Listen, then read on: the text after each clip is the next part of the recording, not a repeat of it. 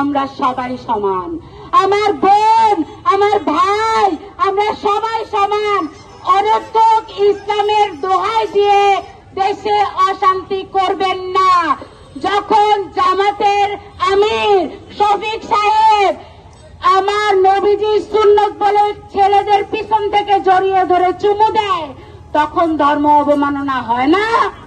এই কুর্তি থেকে পিছের থেকে যে সে জড়িয়ে ধরলো, চুমু দিল, অথচ বলছে আরো বেশি করবে নবীজির সুন্নত, তখন ধর্ম অবমাননা হয় না? যখন বলে কোরআন হলো শুভঙ্করের ফাঁকি, তখন সেই চরমনাইদেরকে কেউ মারেন না যে, তখন ধর্ম অবমাননা হয় না? আর মাজারে আমার ভাই মতো ঠুনকো না যে কথায় কথায় অবমাননা হবে।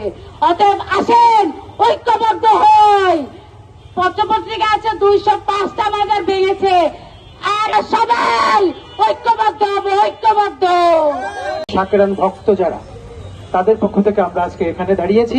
যিনি মাজার ভাঙার বাহানাটা দেখেন কি কি কি কি কারণে তিনি বলছেন মাজার যাওয়া হারাম, বেদাত, শিরক। অথচ তিনি কোথায় যাচ্ছেন? তিনি যাচ্ছেন, আমরা বলি কি, আমাদের অনেকেই বলে বাবা, মুর্শিদ, গুরু বলে না, আর তারা কি বলে রাহবার, রুহানি বাবা। ও তাদেরটা ঠিক, আর আমরা যেটা বলি সেটা ঠিক নয়। বিষয়টা এরকম। আমি গান করছি একদিন, তো আমার এক ভাই বললেন, বন্ধু আমার কাছে কানে কানে এসে বললেন যে ভাই গানটা গাইতেছেন ভালো লাগতেছে, কিন্তু যন্ত্রটা কি লেগে বাজান?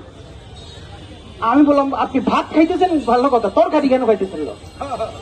তখন উনি বলতেছেন এটা কোনো যুক্তি হলো? আমি অবশ্যই যুক্তি হলো।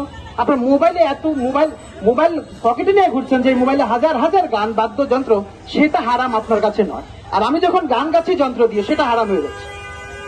আর আমি যখন আমার গুরু মুর্শিদের, আমাদের যারা আশিকান তরিকতের জাকেরান আছেন, ভক্ত, সবাই কিন্তু যার যার গুরু প্রেমাস্পদের কাছে মাজারে গিয়ে নিজের আত্মাকে প্রশান্তি দেওয়ার জন্য চান, সেটা আপনার কাছে হারাম মনে হয়, বেদাত মনে হয়, শিরক মনে হয়। কিন্তু আমরা প্রধানমন্ত্রীকে আর কি বলবো? প্রধানমন্ত্রী নিজে ক্ষত বিক্ষত এগুলো দেখে।